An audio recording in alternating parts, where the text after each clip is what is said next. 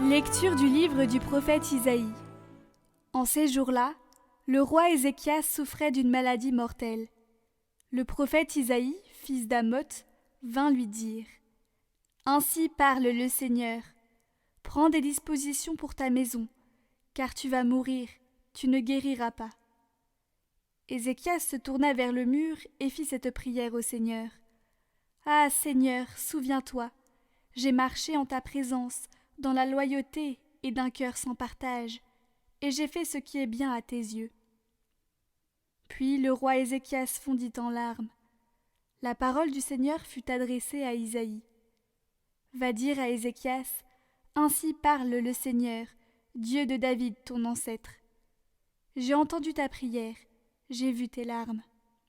Je vais ajouter 15 années à ta vie.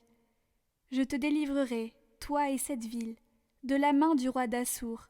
Je protégerai cette ville.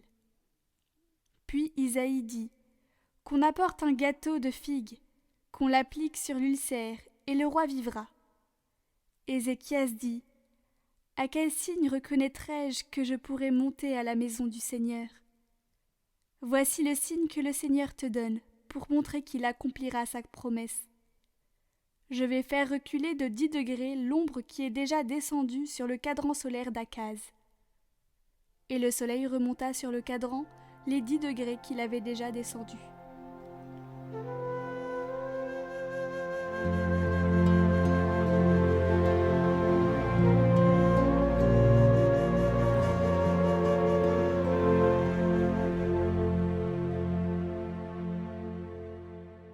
Seigneur, tu me guériras, tu me feras vivre. Je disais : Au milieu de mes jours, je m'en vais. J'ai ma place entre les morts pour la fin de mes années. Je disais : Je ne verrai pas le Seigneur sur la terre des vivants, plus un visage d'homme parmi les habitants du monde. Ma demeure m'est enlevée, arrachée, comme une tente de berger. Tel un tisserand, j'ai dévidé ma vie, le fil est tranché. Le Seigneur est auprès d'eux, ils vivront. Tout ce qui vit en eux vit de son esprit. Oui, tu me guériras, tu me feras vivre. Voici que mon amertume se change en paix.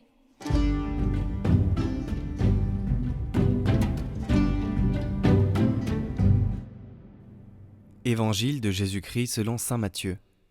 En ce temps-là, un jour de sabbat, Jésus vint à passer à travers les champs de blé. Ses disciples eurent faim, et ils se mirent à arracher des épis et à les manger. Voyant cela, les pharisiens lui dirent : Voilà que tes disciples font ce qu'il n'est pas permis de faire le jour du sabbat. Mais il leur dit : N'avez-vous pas lu ce que fit David quand il eut faim, lui et ceux qui l'accompagnaient ? Il entra dans la maison de Dieu, et ils mangèrent les pains de l'offrande. Or ni lui ni les autres n'avaient le droit d'en manger, mais seulement les prêtres. Ou bien encore, n'avez-vous pas lu dans la loi que le jour du sabbat, les prêtres dans le temple manquent au repos du sabbat sans commettre de faute ? Or, je vous le dis, il y a ici plus grand que le temple. Si vous aviez compris ce que signifie « Je veux la miséricorde, non le sacrifice », vous n'auriez pas condamné ceux qui n'ont pas commis de faute. En effet, le Fils de l'homme est maître du sabbat.